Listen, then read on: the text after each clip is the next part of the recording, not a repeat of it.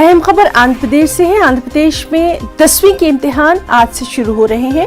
इम्तिहान की तमाम तर तैयारियां मुकम्मल कर ली गई हैं। इस साल 6,22,537 तलबा इम्तिहान में शिरकत कर रहे हैं। इम्तिहानी मरकज पर अगर किसी वजह से आधे घंटे की ताखीर पर तालिब इल्म पहुंचता है तो भी उसे बैठने की इजाजत दी जाएगी। 3,776 इम्तिहानी मराकज यानी एग्जामिनेशन सेंटर बनाए गए हैं। ख्याल रहे कि कोरोना के सबब गुज़िश्ता 2 साल से 10वीं के इम्तिहान नहीं हो रहे थे।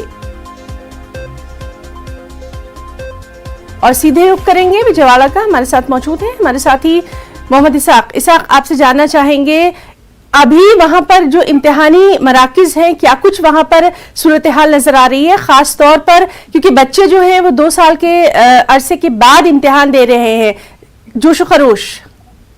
हाँ, तो लगभग कोरोना की वजह से 2 साल तक इम्तिहान नहीं थे, तो इस बार जो है ना हुकूमत की तरफ से बच्चों को पाव घंटा यानी 15 मिनट ज्यादा टाइम दिया गया है। पहले 3 घंटे टाइम दिया गया था, अब 3.25 घंटे टाइम दिया गया है। कहा कि 2 साल से जो बच्चे एग्जाम से में ना रही है, इसकी प्रिपरेशन का टाइम था और टाइम भी दिया गया है।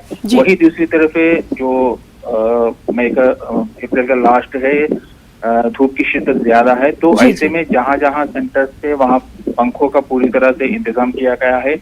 वही दूसरी तरफ है ठंडे पानी का, और जो है ना मेडिकल एक टीम को भी हर एक सेंटर में रखा गया कि धूप की शिद्दत की वजह से बच्चे परेशान ना हो, किसी तरह का मसला ना हो। और दूसरी तरफ जो है ना ट्रैफिक जाम या दूसरे कुछ मसाइल की तरफ से कोई बच्चा लेट आता है तो आधे घंटे तक बच्चे को 9:30 बजे के बाद जो है ना पूरी तरह से एग्जाम स्टार्ट होगा।